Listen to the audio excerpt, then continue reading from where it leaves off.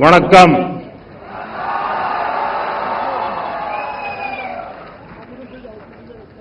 இனிய பொங்கல் नड़वातकल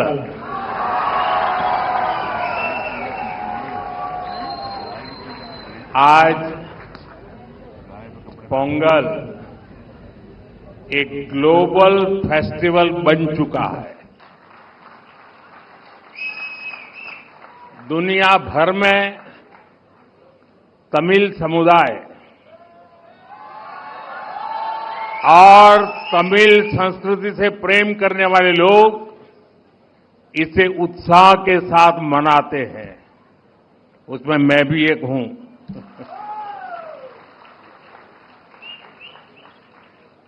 इस विशेष पर्व को आप सभी के साथ मनाना मेरे लिए सौभाग्य की बात है. हमारे तमिल जीवन में पोंगल एक सुखद अनुभूति की तरह है. इसमें अन्नदाता की मेहनत,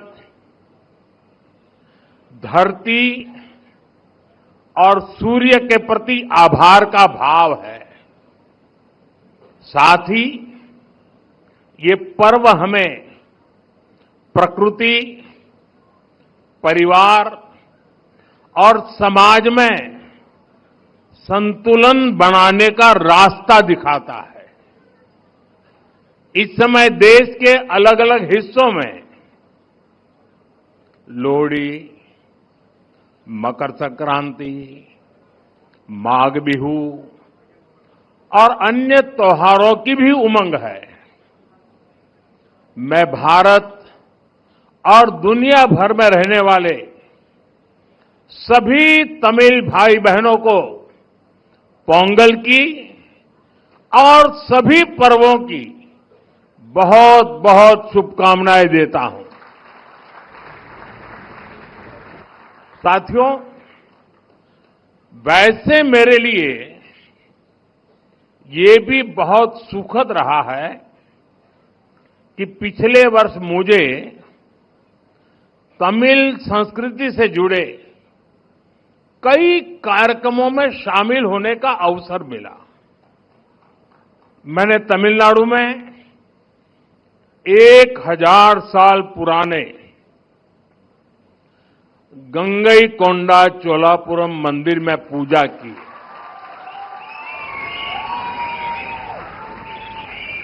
वाराणसी में काशी तमिल संगमम के दौरान सांस्कृतिक एकता की ऊर्जा को पल पल उसके साथ जहां भी रहा मैं जुड़ा रहा. मैंने उसे महसूस किया. जब मैं पंबन ब्रिज के लोकार्पण के लिए रामेश्वरम गया था तो तमिल इतिहास की महानता का फिर एक बार साक्षी बना था. हमारी तमिल संस्कृति पूरे भारत की साझी विरासत है. इतना ही नहीं, पूरी मानवता की ये साझी विरासत है. मैं एक भारत श्रेष्ठ भारत की जिस भावना की बात करता हूं उसे पोंगल जैसे पर्व और सशक्त बनाते हैं.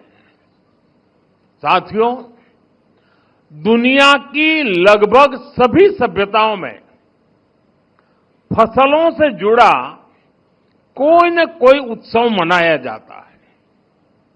तमिल संस्कृति में किसान को जीवन का आधार माना गया है. तिरुकुरल में कृषि और किसानों पर विस्तार से लिखा गया है. हमारे किसान राष्ट्र निर्माण के मजबूत साथी है. उनके प्रयासों से आत्मनिर्भर भारत अभियान को बहुत मजबूती मिल रही है. केंद्र सरकार भी किसानों को सशक्त बनाने के लिए प्रतिबद्ध होकर लगातार काम कर रही है। साथियों, पोंगल का त्योहार हमें प्रेरित करता है कि प्रकृति के प्रति आभार केवल शब्दों तक सीमित न रहे, उसे हम जीवन शैली का हिस्सा बनाएं। जब ये धरती हमें इतना कुछ देती है, उसे संजोने का दायित्व भी हमारा है। अगली पीढ़ी के लिए मिट्टी को स्वस्थ रखना, पानी को बचाना और संसाधनों का संतुलित उपयोग करना सबसे जरूरी है। मिशन लाइफ, एक पेड़ मां के नाम, अमृत सरोवर जैसे हमारे अभियान इसी भावना को आगे बढ़ाते हैं। हम खेती को अधिक सस्टेनेबल और पर्यावरण के अनुकूल बनाने के लिए निरंतर काम कर रहे हैं। आने वाले समय में सस्टेनेबल खेती के तरीके, वाटर मैनेजमेंट, मैं तो लगातार कहता रहा हूं, पर drop more crop, natural farming, agritech और वैल्यू एडिशन की भूमिका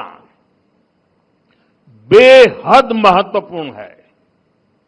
इन सभी क्षेत्रों में हमारे युवा नई सोच के साथ आगे बढ़ रहे हैं। कुछ ही महीने पहले मैं तमिलनाडु में नेचुरल फार्मिंग से जुड़े एक सम्मेलन में शामिल हुआ था, जहां मैंने देखा कि हमारे तमिल युवा कितना बेहतरीन काम कर रहे हैं। यानी प्रोफेशनल लाइफ की बड़ी बड़ी चीजें छोड़ करके वो खेत में काम कर रहे हुए मुझे मिले। मैं खेती से जुड़े अपने युवा तमिल मित्रों से आग्रह करता हूं कि वे सस्टेनेबल खेती में क्रांति लाने के इस अभियान का और विस्तार करें। हमारा लक्ष्य ये होना चाहिए कि हमारी थाली भी भरी रहे, हमारी जेब भी भरी रहे और हमारी धरती भी सुरक्षित रहे। साथियों, तमिल संस्कृति दुनिया की सबसे प्राचीन जीवित सभ्यताओं में से एक है। तमिल संस्कृति सदियों को जोड़ती है। वो इतिहास से सीखकर वर्तमान को आगे का रास्ता दिखाती है। इसी प्रेरणा से आज का भारत अपनी जड़ों से शक्ति लेकर नई संभावनाओं की ओर आगे बढ़ रहा है। आज पोंगल के इस पावन अवसर पर हम उस विश्वास को महसूस कर रहे हैं जो भारत को आगे बढ़ा रहा है। एक ऐसा भारत जो अपनी संस्कृति से जुड़ा है, अपनी धरती का सम्मान करता है और भविष्य को लेकर भरोसे में भरा हुआ है। इनिय पोंगल नलवा अकड़क्तुक्कल,